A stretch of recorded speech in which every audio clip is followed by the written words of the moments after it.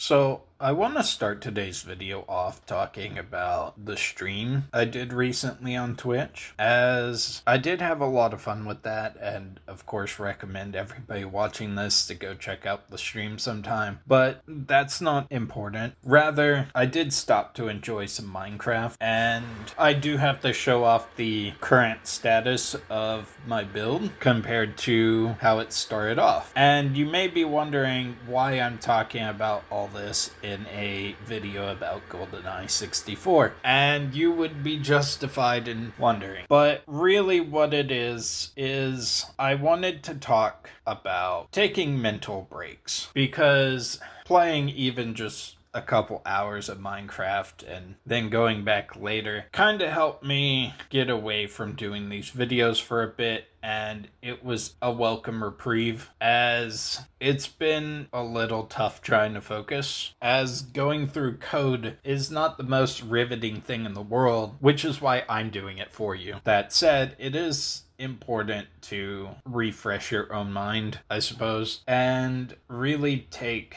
a moment to switch up tasks instead of staying in the same mindset for long periods of time. With that said, I do want to keep this somewhat short, so let's jump right into the video.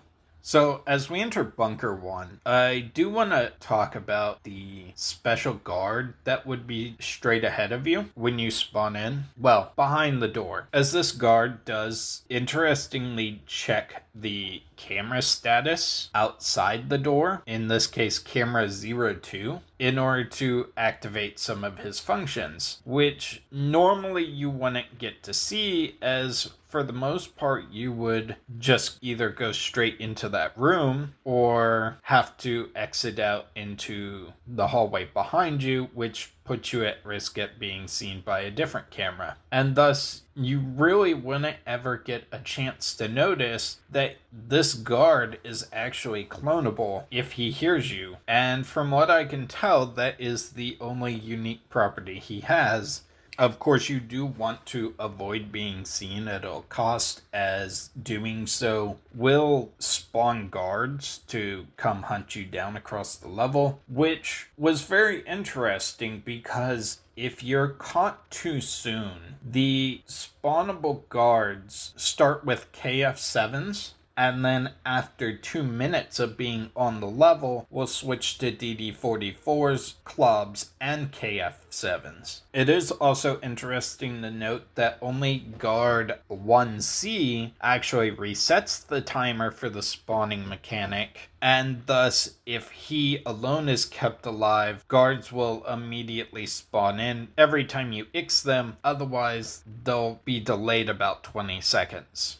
Of course, once you destroy all the cameras in the main halls, you're likely going to move to the main room, in which there were a few things I wanted to talk about here. Most notably the Goldeneye key, which has its own interesting properties, namely being this one here, which once you throw it, makes the key uncollectible. As well, I wanted to talk about the Goldeneye logo on the far wall, in which has this colorful texture. Now, I believe this is the same texture that the propellers used in Runway. And if that's the case, the only thing I can assume is that this makes the texture reflective. Of course, there's also everyone's favorite punching bag here, Boris, who I never noticed had a rare loss scenario in which he can actually escape without activating the computer. And of course, no episode of mine would be complete without talking about the grenade probability. And near as I can tell, every guard in the level can throw grenades. However, the odds of that happening are extraordinarily low. And that makes makes for a very interesting situation, as while playing around on the level here, all the cameras in the level can be destroyed with grenades, and thus by my new rules, I will once again have to farm for these grenade throws. And unfortunately, that is not going to be pleasant in the slightest, as there are a total of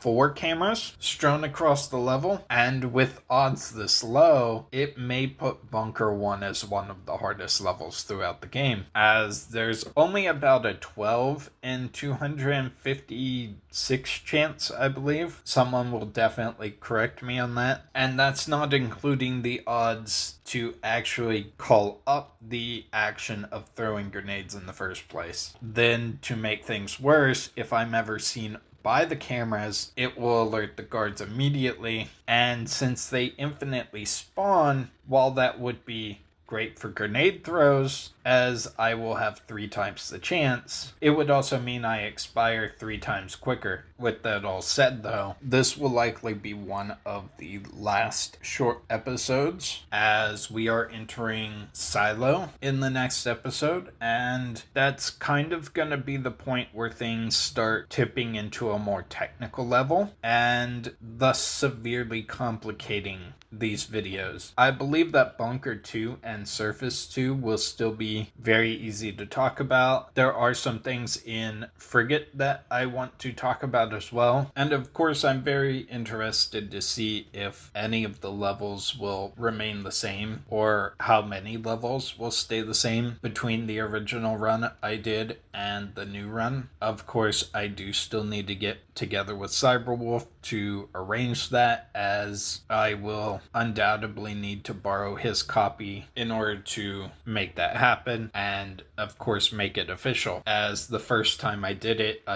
through an emulator. And I suppose that's all I have for you today. So with that all said, I hope you have a fantastic evening. Bye-bye.